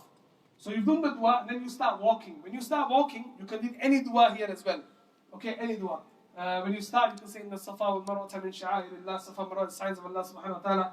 Then you walk, and when you're walking, you'll see, after you walk from Safa, after 200 meters or something, you'll see a green line. It goes all the way across like that. Between the green line, or as long as the green line is running, we need to do a short jog. We need to do a short jog. Okay? Not, sprinting, a short jog. This is because when Ibrahim alayhi salam left his wife and son, and Ismail alayhi salam started crying for water, then what happened is that Hajj alayhi salam was looking for water. She went on Safa to look if anybody's coming. She used to go on to Marwa from there, look if anybody's coming. At one point, she couldn't see her son, so she used to jog that part. And Allah subhanahu wa ta'ala loved this action of her so much that we copy her in this action till the day of the Qiyamah. So when we're going between the 2 green lights, we do a short jog. Okay? So we start from Safa, between the green lights we do a short jog, and then we go to Marwa. We go to Marwa. When we get to Marwa, once again, you turn towards the Kaaba, because the Kaaba will be this way. You'll turn towards there, you'll do Allahu Akbar, la ilaha illallah, Durood Sharif, and you'll do dua for us. This is another place where dua is accepted. And then you'll walk back to Safa. Okay? All together, we need to do 7. So this is how the 7 works. Not like the Kaaba now, 1 round equals 1. In Safa Marwa, when you start from Safa and you get to Marwa, that's 1. Then from Marwa back to Safa is 2. Then Safa back to Marwa is 3. Like this, you will start your Safa Marwa, your sa'i at Safa, but it will end in Marwa. It will end in Marwa. The ulama state that Hajj Aslam, she did dua for her children while she was doing Safa Marwa, especially between the 2 green lights. It's desirable that we do dua for our children also. Allah subhanahu wa ta'ala, inshallah, will accept the dua. Once you've done this, then, and when you're doing Safa Marwa, okay, if you don't have wudu, it's fine. You can do Safa Marwa without wudu as well. It is better to have wudu, but if you don't have wudu, like when you did tawaf, you have to have wudu. If not, you'll have to give a penalty. But Safa Marwa, if you don't have wudu, it's fine. Okay? You can do Safa Marwa without wudu. Safa Marwa is not part of the masjid anyway. So you can do and you can do this action, the ritual of Safa Marwa without wudu as well. Once your Safa Marwa has finished, okay, there's only one thing left now, which is either to do halak or qasr. Halak means shave your hair or cut your hair. Okay? It's also mustahab that when you finish your Safa Marwa, you can read 2 rak'ah nafil namaz as a thank you to Allah that give the ability to do the umrah. So you can read that as well, which is mustahab. And then you can either, obviously those people who shave their hair, okay, get much more reward because Rasulullah give more du'as for those people who actually shave their hair. But if you want to cut it, you can cut it as well. Okay? If you have no hair, you still need to put a blade on your head. Doesn't mean I've got no hair, so it's fine. No. Okay? So once you've done that, then you can take, once your halak is done, you're out of the state of ihram. You can go have a shower and everything. You can wear normal clothes. And then you can go to the masjid, keep going to the masjid whenever you want. And the day before you leave for your Hajj days, you'll have to wear the ihram once more for the days of Hajj. Now very quickly, I will go over everything. So practically, I've explained everything. Now I will explain very quickly on here. Okay, so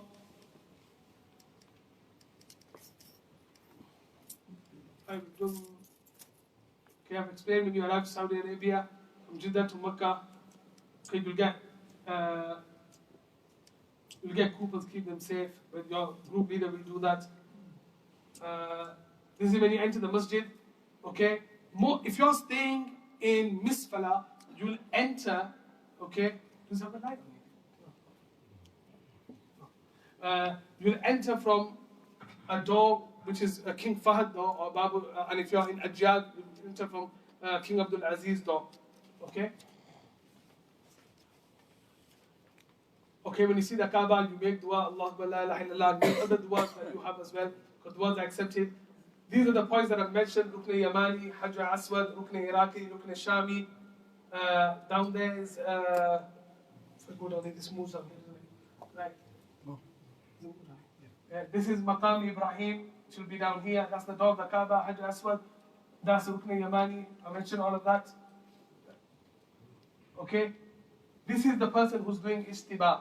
Okay? One thing I forgot to mention to you is that when you're reading the Labbaik, Labbaik, Allahumma Labbaik, the Labbaik stops. You stop reading the Labbaik when you make your intention for Tawaf. When you make your intention for Tawaf, your Labbaik stops. There's no more Labbaik after that. Labbaik is until you come into the Mataf for the first floor and you make the intention and doing Tawaf for Umrah, that's when your Labbaik stops. For Hajj, is different. It's when you pelt the shaitan, okay? On the first day when you hit the big shaitan, your labbaik stops before you hit the shaitan. But more about that we'll mention later. So you'll come, like I said, you'll make ishtiba, intention, okay? After you do that, you'll go in line, you'll do istiqbal, istilam, and then you walk around the Kaaba. This is just a picture of Hajar Aswad, okay? You see, all of this is not the black stone. It was destroyed at one point. People stole it, destroyed it. There's a few pieces put into this black area, which is actually the black stone. So, and when I say there's only 4 little pieces, which are actually the Hajj Aswad. Okay? So you do your tawaf for, these are just types of tawaf, people do. So when you go for, whenever you go to Saudi Arabia, you can do these types of tawaf. One is Umrah tawaf, one is a Hajj tawaf, which we mentioned, tawaf is ziyarah. You can do a nafil tawaf, which is whenever you want, and there's also tawaf wida, it's like a goodbye tawaf that you can do as well. Obviously, there it says optional tawaf at the bottom as well. Now, tawaf qudum is something that you can do as well, which we will mention more about when is mentioned about Hajj. You can do that if you want to do your sa'i before you go for the days of Hajj. You can do a tawaf qudum, do your sa'i, then go for Hajj. And then when you return after stoning, you only need to do the tawaf ziyarah. You have to do the sa'i, but more we mention about that when Hajj is done. Okay? This is the intention for tawaf. I've already mentioned. This is called istiba. You leave this hand open like this. Okay? So, Bismillah, Allahu walillahi alhamd. You can do that when you're doing istilam. And the remaining sit, Bismillah, Allahu, you can say all of it as well. Ramal is a walking thing. And the reason we do Ramal is that when the Sahabas came to do Umrah from Medina, the people of Makkah used to say the Mushrikeen that the Muslims have gone weak due to the air in Medina has made them weak. So Rasulullah told them that when we go to show them that no, we are healthy, so we're going to walk like this to show them that we are strong, to let them know. So Allah loved this, so we imitate this when we are doing Umrah, because that's when the Sahaba did it when they were doing Umrah also. Okay, I've mentioned about Rukn Yamani. Okay. These are the 7 rounds. You do 8 istilams and 1 istiqbal at the beginning and 8 istilam. During tawaf, you can read any dua that you want, but don't touch the Kaaba because it's got perfume on it. Don't face towards the Kaaba as well with your chest. Very important. namaz or anything comes, start from the place where you left off. Break wudu, go do wudu, start from the place where you left, or start around again, which would be best. If you continue doing tawaf without wudu, then you'll have to give a penalty of an animal. I mentioned about Maqam Ibrahim, where that is as well. Zamzam well, okay? And this is Safa Marwa. It's a view between the two green lights. You know, we do a slight jog. And I mentioned you why we do say, because I love the action of the wife of Ibrahim alayhi salam. And you know, you can do loads of du'as when we're doing say as well for your children. And we can read, you know, like any of the, we can read other du'as when we are doing say as well. This is just a picture of where Safa Marwa is. Like I said, Safa Marwa, if you know how to do, you can still do it. Okay, like that, like this. So you go to Marwa, which is 1, and then from Marwa you go to Safa, which is 2. So you'll do 7 like that. Okay. Approximately from Safa to Marwa will take you about 7 minutes. Right. So you do not have to have wudu during Sa'i, but obviously it's good to. You do not have to climb the top of Safa Marwa. When you go to Safa Marwa, they'll have mountain on one side and made up mountain on the other side, and people will be walking around it as well. But they've also got this thing coming down, and it says Safa starts from here. So you see some people, you know, that extra round is just extra. When it says Safa starts from here, that's where it starts from. So you don't need to walk all the way around and climb all that. You're just basically wasting your time. You'd rather spend that time doing dua. Okay? And when it says Safa starts from there, start from there.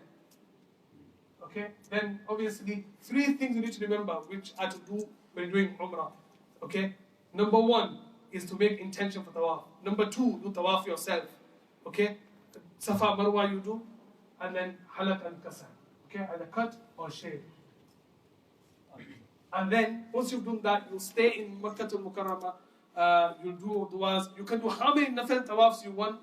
Okay, you can do nafil tawaf for people who are alive as well, people who are passed away as well. And for nafil tawaf, you won't wear the ihram, so you'll walk normally. How I will explain to do the tawaf of Umrah. Very similarly, you do the tawaf for nafil tawaf as well. But you need to remember that there won't be no ramal, there won't be no ishtiba.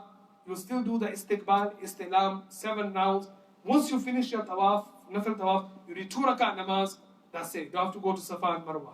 Okay? You do not need to go. Safa and Marwa is only when you do Umrah and at the time of Hajj. Inshallah. Now, before we go for a break, is there any question anybody would like to ask about Umrah? Anyone have any questions about Umrah before we have a 10-15 minute break? Anybody have any questions? Please put your hand up and ask. It's fine. From Safa to Marwa, you said you got obviously do the Ramal. No, it's not called Ramal. Just a slight jog between the 2 green lights. Is it both sides you got to do it? Yeah, when you're going, when you go past the green light, you do it, and even when you come back. Anybody else? Yes? You know, you said you pray 2 rakat before you make your intention. You pray that at home or you pray on the plane? 2 rakat, that's called, if you're reading it for the state of Ihram, you can read it from home, you can read it at the airport, it's up to you. My advice is read everything from home. It's easier. And make the intention on the plane. Make intention on the plane. It's much easier. Anybody else? Very quickly? Yes? What's the tawaf for nafil tawaf? For nafil tawaf, obviously, that's the best ibadah that you can do when you're in haram. Like any other masjid we go, we need 2 rakat nafil salat, tahiyatul masjid.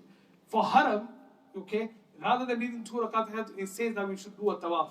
Now, the reward for tawaf is that, you know, like the Ustad mentioned, that if somebody does 50 tawafs, then Allah subhanahu wa ta'ala will forgive all his sins. So tawaf is very blessed. The reward is according to your intention. Allah will give you. You know, when you finish your Umrah, you talked about cutting the hair, shaving, or obviously taking, if you're not shaving and cutting it off, to what length? It must be cut at least 1 inch. So if you don't have hair that is 1 inch, you have to shave. And if you say, for example, you don't want to shave your hair when you do your Umrah, so you just cut it. Now you haven't got enough left. After Hajj, you've got to do it again. So you'll have to shave it anyway. Okay? Okay? We'll give a break. If anybody else...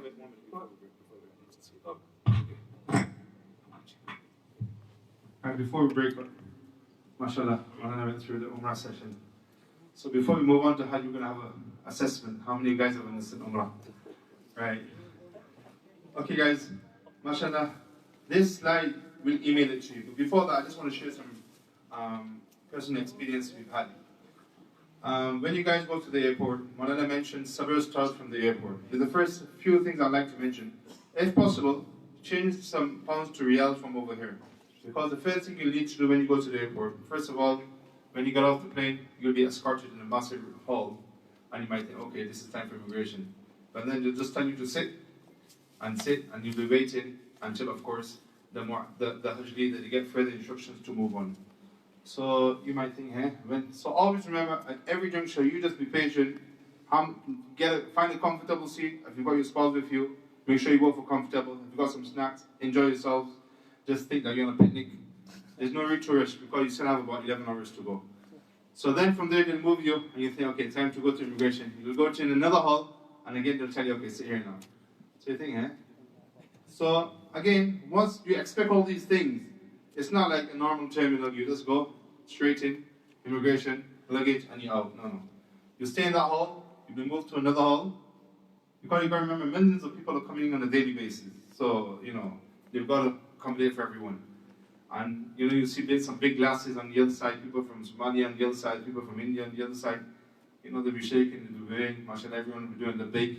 So you just relax. There's no need to rush. Inshallah, you will get to go for Hajj. Don't think they're going to send you back. But you just got to be patient. Okay, then what's going to happen? Gradually, when you do reach the immigration, you'll see many young, not even adults, young little boys by the immigration. They'll ask you your name, you'll say, then they'll take your fingerprints, they might take your picture as well. Just stay relaxed. There's nothing to fear because Allah has called you and you're Allah's guest, so you don't need to fear. Now, what's going to happen from there? Once you get the immigration process goes forward, then you'll have to collect your luggage. Now, this is very important, very important. After you collect your luggage, and then usually what happens when we collect our luggage and we go out at the airport, we've got someone waiting in a bus coach, they'll take your luggage. It's not over there, it's different. As soon as you come out with your luggage, you might think, okay, the guy's just going to take your luggage and put it in a big carrier. And say, hey, man, someone, he's not going to listen to you. And whoever is coming out, you just got to tell him which group, and you just be loading your luggage in a one of those massive carriers. You don't need to panic because they know exactly where you're going, what you're doing. So what they're going to do, they're going to take all the luggage, put it in this massive carrier, and you might want to stand. They'll take your luggage and tell you, go. So you think, my luggage. But to the thousands of people that come in, they're doing the same. They'll tell you, okay, you need to go and sit by number 22. So you think, number 22, my luggage. So what's going to happen? Everyone that's with you, they'll ask you the group, Al-Umari, or whatever group, Hajj, whatever group you're going with.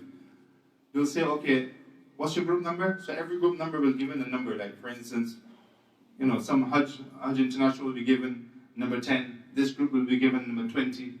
So as soon as you Hajj International, they'll put it in this massive trolley, and it goes, okay, number 20, go and sit by number 20. So there's no need to panic, because what's going to happen, when this trolley gets full, this same trolley is going to come to number 20. All you need to do is that when that trolley comes, you've got to make sure your luggage is in that trolley. Now what happens after that trolley reaches there, there's two things happens.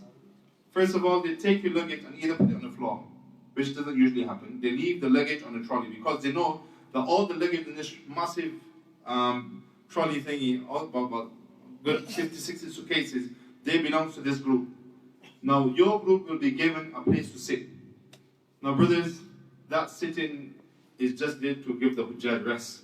You just make sure you have everyone comfortable, get a comfortable sleep. You lie down, you sleep, you eat, you make it, because you're not moving from there next hour, 2 hours, 3 hours. You'll be there for a while. 5, 6, 7, 8, all depends. Because until the last person from your group doesn't come out, you're not going to be going anywhere. And when that last person comes out, now your waiting time begins. So that means when all your saman comes by that allotted place, what's going to happen? The group leader will tell you, okay, just make sure you can see your luggage. Just make sure you can, and you make sure you see your luggage, because if it's not in that trolley, then your luggage is going to some other hotel, or it's going to buy some other muallim. Now when your luggage reaches there, and you're sitting there, please, there's no need to panic. You've got small musalla, you've got cold water, you have a nice drink, you relax. There's no need to keep asking oh, when we going? There's no need to get frustrated because even if you shout the whole terminal down, you're not going anywhere until the muallim is not ready for you. And then, when you've given up hope, after about 6, 7, 8 hours, the guy comes, okay, where is this group? So he goes, yeah. So you think, okay, time to go. It's not time to go. It's just to let you know, okay, now we're going to consider moving forward. So then, that's why I said there's no need to rush. There's no need to panic. Many people panic so much. Oh, I've been here so many hours, we're tired. Well, you've been waiting. Who told you to wait? Go and take some rest. Go and lie down. Eat what you brought from England, mashallah, some kebabs and samosas, and enjoy yourselves. Now what's going to happen? Gradually what's going to happen? The guy's going to come. Now one guy's going to come, you think, oh, because you have that, the uniform, you think, oh, we're done now, we're going now. Then another guy's going to come, then a third guy, then a fourth guy, then a fifth guy. And of course, then the process continues. Now it's time to move on, then make you line up. Okay, this group, line up. Everyone's going to line up. And you think, okay, definitely we're going now. So that from that lining up process, that's another hour. You got to get everyone right. A guy's going to come count. Another guy comes count. Third guy comes count. The same thing. Then they'll make you count as well. Yeah, and when all this happens, then after about 45 minutes, they say, okay, now you need to go. You still haven't got your luggage. Someone else is taking your luggage. You move into the coach now. You're going in that department with the coach. Now when the group leader will tell you, okay, just make sure your luggage is with us, meaning, what usually happens, many good leaders, they make you take all the luggage off that massive carrier and tell you, okay, we know it's your luggage, but just to give you satisfaction, take the luggage off and everyone put the luggage back on. So everyone knows, okay, my luggage is on here, definitely, nothing to worry about. Okay, then it happens that you come to the coach. Now you think, usually what happens when you get in the coach, you think, okay, ready to go. That's another 2 hours. Because what's going to happen, you'll be sitting in the coach, inshallah, hopefully it'll be AC. So that's what I'm saying, sabr starts from the airport. Yeah? And just don't panic, just make yourself comfortable. Alhamdulillah, we have one Mufti Sahib who used to go with us. As soon as you go in that rotation room, he just puts his bistar on, he's goes to sleep. Because he knows he's going to get nice 6, 7 hours sleep. When you get in the coach, they'll tell you, okay, you go in this coach, you go in this coach. No, you don't need to worry which coach your luggage is going to go in. They know, okay, this particular group, these are your 3 coaches. Or this group, these are your 2 coaches. So whatever saman is on that carrier, it'll be in these 2 coaches. So you don't need to worry about it. Now when you go in the coach, what's going to happen? You're seated in the coach. Now they've took everyone's passport. You haven't got your passport. As I mentioned, you're not going to see your passport after that until the day you arrive. You return, sorry. So they've got your passport. Now they've got to get it right. They've got to make sure that everyone in this bus, we've got their passports. So they're going to come and first count how many guys. They know it's a 50-seater. It's has to be 50 people in the coach if it's full. Still, they're going to first count how many people. Then after 5 minutes, another guy is going to count. Same procedure. Is this going to go over? You think, is this for real? It is for real because they need to get it right. That's why managing millions of people, they've got to be very accurate. Then what's going to happen? The passport. They say, okay, Mr. Salim, Mr. Muhammad, to make sure everyone for that name is in. Then again, they'll count the passport they put away, count it again. Now then when they fully satisfy that these passport members are in this coach, then they will take it and they'll put it in this special bag. And they will have to, they do all that, the group leader does all. You just got to sit comfortable in your AC coach and have a nice nap, relax, don't panic, just take it easy. So alhamdulillah, after 9 hours, you're on your way to Makkah. Now brothers, what happens? People who are going first time, they're so excited. You flew so many hours. First of all, mashallah, because the night you were preparing, you had no sleep in the night. Then what's happened? You're in the airport in excitement. You came ready to the airport. The group leader told you, make sure you're there 4 hours before. And then you had a long flight. Then you waited 9 hours. Then from there, you reached Makkah. So on your way to Makkah, I don't think the coach is going to go straight to your hotel. You get off and you're gone. No. They're going to stop. Then again, one of the cards will be issued. Everyone will be having their own cards. Make sure you keep this on you. They will have your personal details. They'll have, in case you get lost, all the codes and everything will be on that. Then what's going to happen? The guy en route to your hotel, you're going to stop. And then they'll take all the passport. The guy will come again and count and make sure he's got it right. The passports are right. The people are right. Everything is right. Then that's your muallim office. One guy is going to jump in your coach now. This is it. another guy is going to come in your coach, and now this guy is going to be taking you to your hotel. Now when you get to your hotel, all you got to make sure is that your saman comes out of the coach, because it will be in one of the 3 coaches. Then from there, make sure you get your luggage. And if you don't get your luggage, don't think that you'll tell your Hajj leader later. Immediately make sure you have your luggage, or if not, report it straight away. People they tell you, no, immediately you need to report it so that they can get, if there's anything left at the airport, they can get it. And it's very difficult. So make sure when you get off the coach for your hotel, your luggage is with you. If not, big trouble. Okay, that was one thing I needed to mention. Now, when you go to the hotel after so many hours of fatigue and tiredness, brothers, you don't want to go straight for Umrah. Honestly. Because what's going to happen, if you're going to hurry to Umrah, what's going to happen, you just want to take that load and burden off your shoulders. It's fighting, I've never worn ihram like this before. You just want to get out of it, it's done, it's done. Then you don't enjoy the spirit of ibadat and ihram. Remember, Maulana mentioned, by taking this cloth, 2 pieces of cloth, it's not going to break your ihram. You can take these pieces of cloth off, you can have a nice shower, you can put new cloth on, that's fine. You're still in a state. Ihram is a state, it's not 2 pieces of cloth. Ihram is a state that you're in. You're in the state of ihram. You can have a bath, you can change your cloth, that's fine. You go to your hotel room, it'll still be a while, because remember, you're not finished yet, you still got to give you the keys. If you're a group of 100, 200 people, you still got to get the keys, get your room, and then of course we have 200 people going to in one lift with luggage, so that's another good hour. So you haven't reached your destination yet, your hotel room is still a bit far away. So you get to your room, take some rest with us. Honestly, many people, they fail to do this. Then what happened? It's like Umrah becomes a burden. First time you want to get that high spirit, you want to make dua from the bottom of your heart. Now if you're going to go in that spirit, all tiredness, you just can't get back to my hotel and go to sleep. So what I usually tell the brothers, go to your hotel, have a shower, and take some rest. And inshallah after that, usually the Hajj leaders, what they do, they have two different groups. They'll tell the brothers, okay, who wants to go for Umrah straight away? So everyone's excited. We want to go straight away. And some goes, okay, we'll go tonight. So those who are going tonight, they'll enjoy it more because now they've took the rest. They've had something to eat. Inshallah, we'll continue. I know it's a bit too long. We'll take a break, inshallah. And also, I've got many more points to mention. I'll share with you in a bit. These are the books I was telling you about, where every juncture they'll tell you what to do in terms of du'as, in terms of what's the best way forward. You just keep taking the box along your journey. We've got these books at the back for £1. There's no profit to this, but the other thing that £1-2, it's all going to the Masjid. It's not like we've opened a bookshop and selling things in the Masjid. Whatever comes out is for the benefit of the Masjid. So brothers can proceed. There's some gifts to be given away, inshallah. And inshallah, what time is it? MashaAllah, 10 to 4. At 4 o'clock, we're going to get Mufti Sahib cracking on.